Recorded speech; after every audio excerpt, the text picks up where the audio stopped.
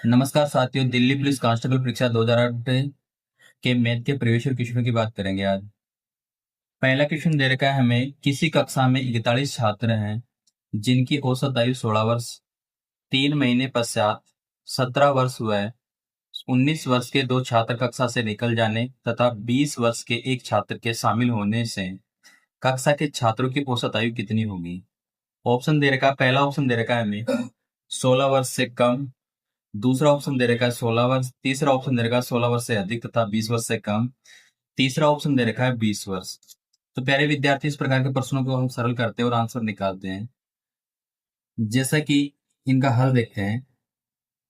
Total छात्र हैं, total 41 छात्र हैं जिनका औसत बता रखा है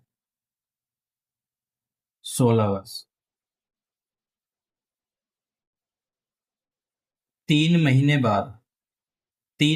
बाद इनका औसत 16 वर्ष 3 माह हो जाएगा। 16 वर्ष 3 माह हो जाएगा। यदि हम इनकी कुल आयु का योग करते हैं तो होगा 41 इंटू 16 वर्ष 3 माह। 41 इंटू 16, यहाँ पे ये माह दे रखा है, इसको साल में कन्वर्ट करने के लिए या बदलने के लिए 12 का भाग दे देंगे तो ये हो जाएगा 41 इंटू 16.25। अर्थात इसे सरल कर रहे होंगे तो ये हो जाएगा 666.25 वर्ष। अब दो छात्र हैं जिनकी उम्र 17 वर्ष, 19 वर्ष, ये चले जाते हैं अर्थात 17 + 19 बराबर 36 वर्ष से उम्र लेके चले जाते हैं। एक छात्र नया प्रवेश होता है जिसकी उम्र 20 वर्ष है। अब नया औसत देखना है। पहले टोटल बात करते थे 41 छात्र थे, 2 चले गए, 1 आ गया, अर्थात टोटल छात्र अपने पास में हो गए 40। क्यों? क्योंकि 41 और 1 42, 42 में 2 चले जाएंगे तो 40 छात्र हो जाएंगे।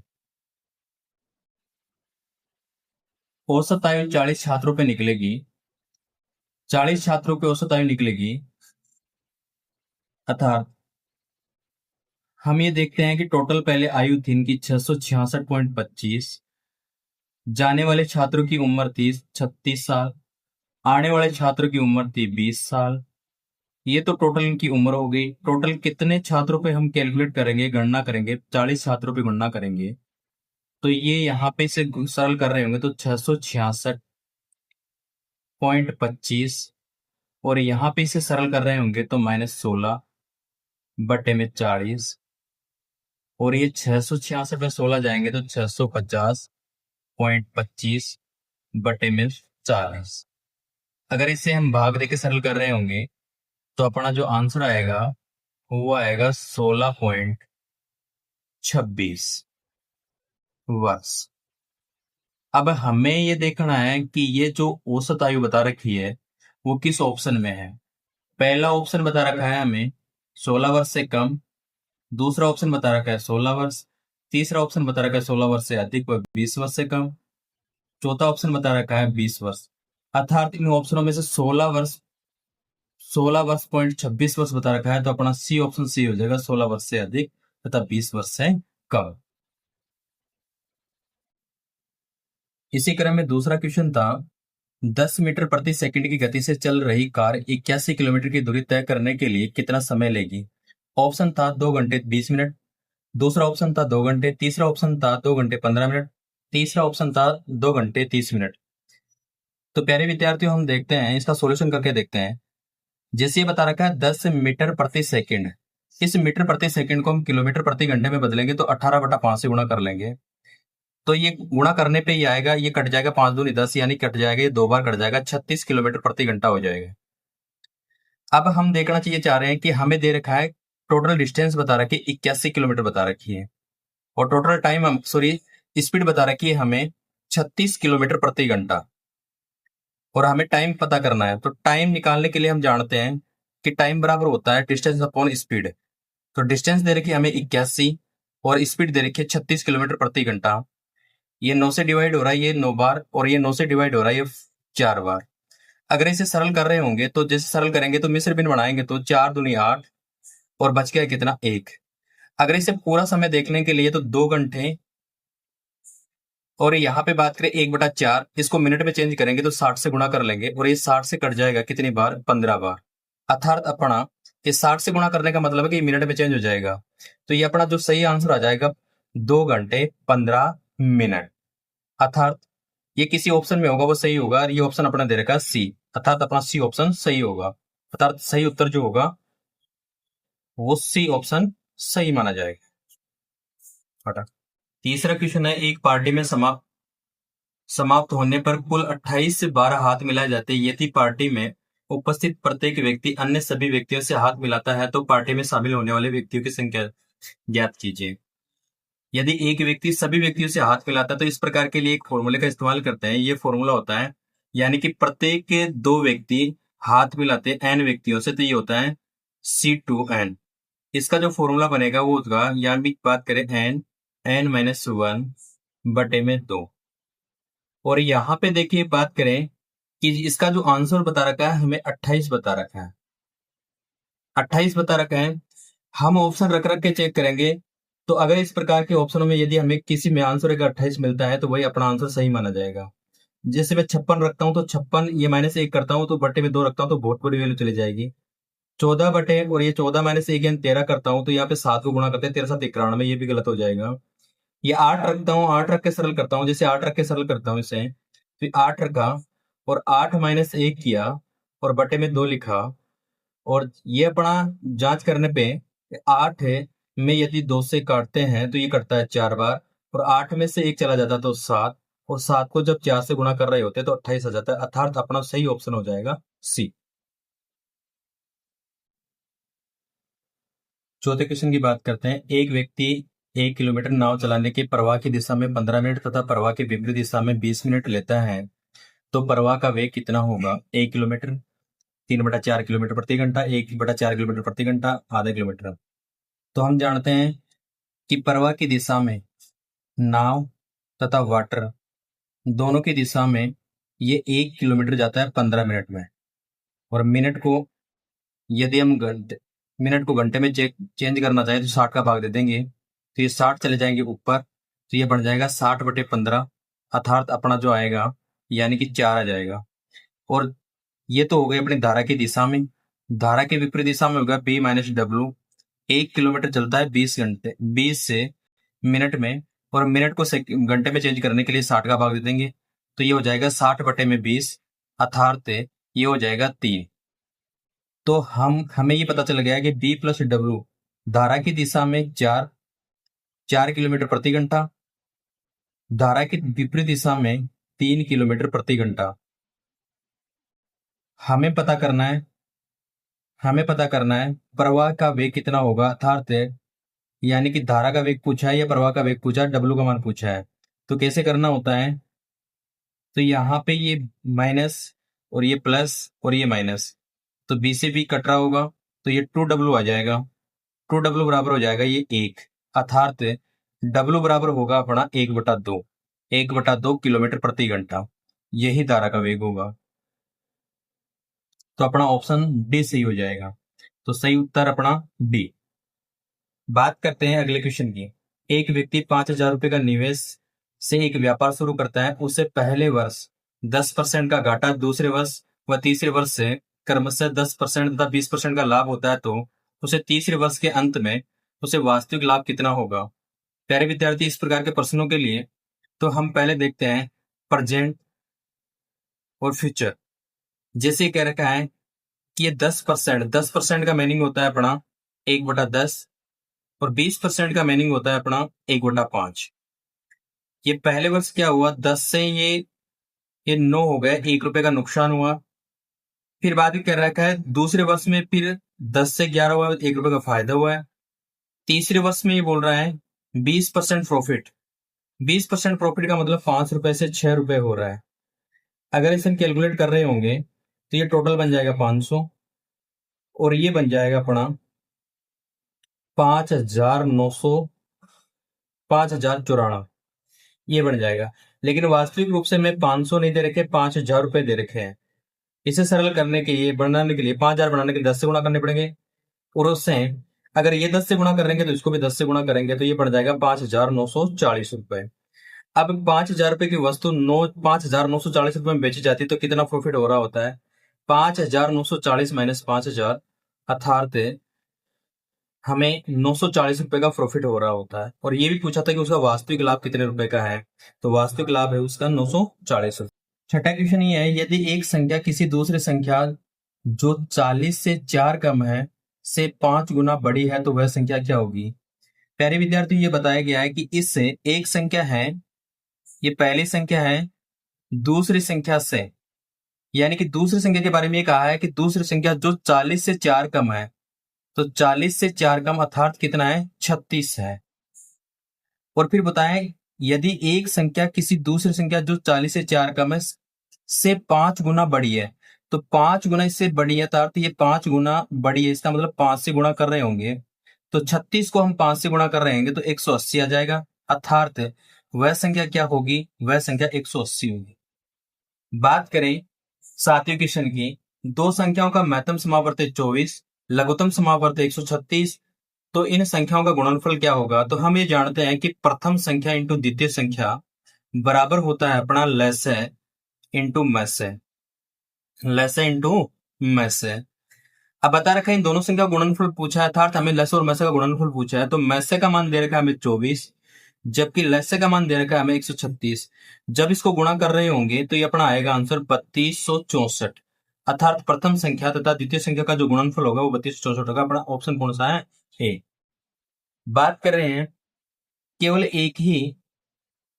एक ही अंक का 3-4 बार प्रयोग करते हुए संख्या 33 को आप किस तरह से लिखेंगे।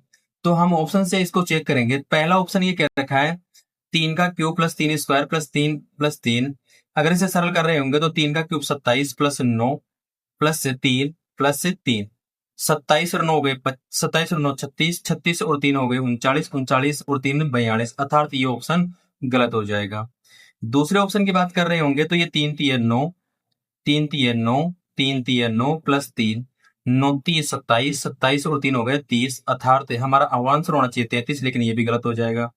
तीसरे ऑप्शन की बात कर रहे होंगे 3 का क्यूब यानी 27 माइनस 9 प्लस में 6। अगर बात कर रहे होंगे तो यहाँ पे 27 में से 3 कम करेंगे तो आएगा 24, तो ये भी गलत हो जाएगा।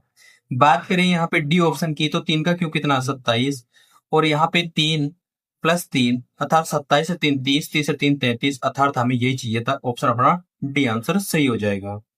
बात कर रहे हैं यहाँ पे कि एक निश्चित राशि 8% चक्रवृद्धि ब्याज की दर से ये 2 वर्ष में 5832 रुपए हो जाती है, तो वह राशि कितनी है।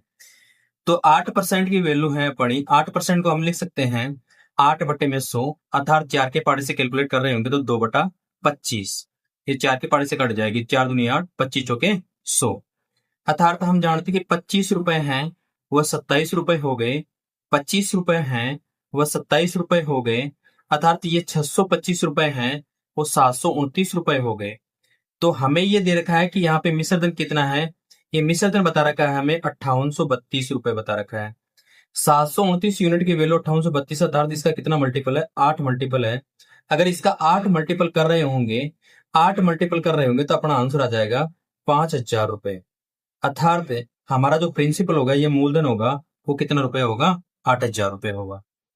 बात करें 9वें क्वेश्चन की, 24 मीटर लंबे तथा 16 मीटर चौड़े एक आयताकार लॉन के चारों ओर 2 मीटर चौड़ा एक पथ बना हुआ है, तो पथ का क्षेत्रफल ज्ञात करेंगे। इस प्रकार के प्रश्नों के लिए हम डायरेक्ट मेथड लगाते हैं। यदि बाहर की ओर कोई पथ बना हुआ है और आयताकार पथ बना हुआ है, तो इसके जैसे बाहर के पथ की क्षेत्रफल ज्ञात करना होता है। ये अपना दे रखा है 2 मीटर का दे रखा है, और इसकी लंबाई हमें दे रखी है, लंबाई दे रखी है इसकी 24 और चौड़ाई दे रखी है 16। तो लेंथ है इसकी 24 और यह ब्रेड्थ है, चौड़ाई है 16 मीटर में दे रखी है। हमें बाहर की तरफ बने रास्ते का क्षेत्रफल ज्ञात करते हैं। इसके लिए हम एक फॉर्मूले का इस्तेमाल करते हैं। बाहर की तरफ बने पदपथ का क्षेत्रफल, बाहर की तरफ बने पदपथ का क्षेत्रफल अपना फॉर्मूला होता है 2x लंबाई प्लस चौड़ाई प्लस 2x, जहां x से पदपथ की पथ की चौड़ाई, x का मतलब होता है पथ की चौड़ाई। अब इसमें मान रखते हैं 2 इंटू पथ की चौड़ाई कितनी दे रखी है 2, तो 2 रखें। लंबाई का मान कितना दे रखा है 24 और चौड़ाई का मान कितना दे रखा है 16। प्लस का साइन 2 इंटू ये कितना रखेंगे, ये रखेंगे अपने 2। अब इसको कैलकुलेट कर रहे होंगे तो बाहर तो हो जाएगा 4, 24 और 16 कितने हो गए 40, 40 और ये 4 हो जाएंगे, 2 दूनी 4, ये हो गए 44। अगर 44 को 4 से गुणा कर रहे होंगे तो 176 और इसका मात्रक होता है क्षेत्रफल का वर्ग मीटर। किसी ऑप्शन में आ रहा होगा उसको हम सही मान लेंगे, अर्थात डी ऑप्शन अपना सही हो जाएगा। बात कर रहा है ये 11 क्वेश्चन क्या बता रहा है, 100 लीटर के एक मिश्रण में दूध तथा पानी का अनुपात 7:3 है। दूध और पानी के अनुपात को 3:1 बनाने के लिए मिश्रण में कितने लीटर दूध की मिलाना होगा। तो प्यारे विद्यार्थी यहाँ पे दूध और पानी का जो प्रारंभिक मिश्रण दे रखा है वो बता रखा है हमें कि 7:3, अर्थात टोटल की बात करते हैं तो टोटल यूनिट हो गई 10। 10 नहीं है, ये टोटल कितना है 100 लीटर है। तो हम 10 यूनिट के बराबर अगर 100 मान रहे हैं तो 1 यूनिट के बराबर कितना हो गया 10। अर्थात दूध की जो प्रारंभिक मात्रा थी वो 70 लीटर थी तथा पानी की जो मात्रा थी वो 30 लीटर थी। अब इसे हम बनाना चाहते हैं 3:1 बनाना चाहते हैं। तो यहाँ पे हम दूध कितने लीटर दूध मिलाना होगा, तो यहाँ पे हम दूध मिलाएंगे, पानी की मात्रा वही रहेगी, अर्थात 1 यूनिट की वैल्यू यहाँ पे 30 है। तो मैं कहूं कि 3 यूनिट की वैल्यू कितनी होगी, तो 3 यूनिट की जो वैल्यू होगी, 3 यूनिट की वैल्यू होगी 90। अब बात करें, पहले दूध की मात्रा अपने 70 थी, अब दूध की मात्रा 90 हो गई, अर्थात 70 से 90 हुई तो हमें कितने दूध की मात्रा मिलानी पड़ी, अर्थात 20 लीटर दूध की मात्रा मिलानी पड़ी। तब हमारा जो मिश्रण का अनुपात हो जाएगा 3:1। किसी ऑप्शन में यदि 20 है वो अपना सही आंसर माना जाएगा, अर्थात 20 लीटर अपना सही आंसर होगा। बात करते हैं अगले क्वेश्चन की, यदि एक वर्त की त्रिज्या को 100% बढ़ा दी जाए तो वर्त के क्षेत्रफल में कितना प्रतिशत की वृद्धि होगी। तो 100% का मीनिंग होता है अपना 1, अर्थात 1। बात करें यहाँ पे जब भी त्रिज्या में परिवर्तन हो रहा होता है तो कैसे सरल करते हैं, पहले इसका क्षेत्रफल 1 था, त्रिज्या 1 थी, अब हो गई डबल। पहले त्रिज्या 1 थी, अब हो गई डबल। अर्थात बात करें क्षेत्रफल की तो क्षेत्रफल को इनसे गुणा करते हैं 1 और ये कितना हो गया 4, यानी कि पहले क्षेत्रफल 1 यूनिट इकाई थी, अब क्षेत्रफल हो गया 4 यूनिट इकाई। तो बताइए कि वृद्धि कितनी हुई, वृद्धि 3 यूनिट की हो गई। तो ये 3 यूनिट की वैल्यू वृद्धि किस पे हुई, 1 यूनिट पे हुई, और परसेंटेज में चेंज करने के लिए 100% से गुणा कर रहे होंगे, अर्थात हमारे जो क्षेत्रफल में परिवर्तन प्रतिशत वृद्धि होगी वो होगी 300% वृद्धि हो जाएगी। अगला क्वेश्चन कह रहा है एक आयत की लंबाई इसकी चौड़ाई की 3 गुना है। आयत की लंबाई है वह चौड़ाई की 3 गुना है। यदि आयत की लंबाई वो चौड़ाई की 3 गुना है, यदि मैं चौड़ाई को x मानता हूं तो लंबाई होगी 3x। और परिमाप के बारे में हम जानते ही हैं, क्या होता है परिमाप, 2 कोष्टक में l प्लस b। तो बात करें यहाँ l की जगह रखा मैंने 3x और b की जगह रखा मैंने x, और ये बता रखा है परिमाप कितना 80। अर्थात यहाँ पे ये टोटल कितना हो गया 3x प्लस एक्स, ये 4x 2 से गुणा हो रहा तो 8x, 8x बराबर हो गया अपना, ठीक है 80। x बराबर की बात करते हैं तो 80 बट्टे में 8 बराबर ये बन रहा है 10, अर्थात x का जो मान आ गया हमारे पास में 10 आ गया है। हमें पूछा क्या गया था, लंबाई पूछी गई थी, तो x की जगह हम 10 रखेंगे तो अपनी जो लंबाई आएगी वो 30 मीटर आ जाएगी, क्योंकि मात्रक हमें परिमाप दे रखा है मीटर में, तो अपना 30 आंसर हो जाएगा, अर्थात बी ऑप्शन अपना सही माना जाएगा। अगला क्वेश्चन है 159 इंटू 22 इंटू 453 इंटू 35 के गुणनफल में इकाई का स्थान का अंक क्या होगा। तो प्यारे विद्यार्थी इस प्रकार के क्वेश्चनों के लिए ज्यादा कुछ करने की आवश्यकता नहीं है। यदि इकाई के स्थान पे 5 और 2 दे रखा होता है तो दोनों का मल्टीपल मानते हैं। 5 और 2 का मल्टीपल आता है, ये 10 होता है। 10वीं इकाई का स्थान पे क्या होता है? 0, अर्थात अपना ऑप्शन डी सही हो जाएगा। बात कर रहे हैं 15वें क्वेश्चन की। ए बी से 7 वर्ष बड़ा है। जो व्यक्ति जन्म से जितना बड़ा होता है मृत्यु के साथ में उतना ही बड़ा होता है। कहना ये चाह रहा है कि 4 वर्ष पश्चात बी की आयु ए की आयु की आधी हो जाएगी। यानी 4 वर्ष बाद की बातें कर रहे हैं। 4 वर्ष बाद की बातें कर रहे हैं। इनका वर्तमान में कुछ है लेकिन 4 वर्ष बाद की बात बता रहा है। क्या बता रहा है? ये तो है अपना ए और ये है बी। क्या कहना चाह रहा है? बी की आयु ए की आयु की आधी हो जाएगी, अर्थात बी यदि 2 है तो ए कितना है? 1 है।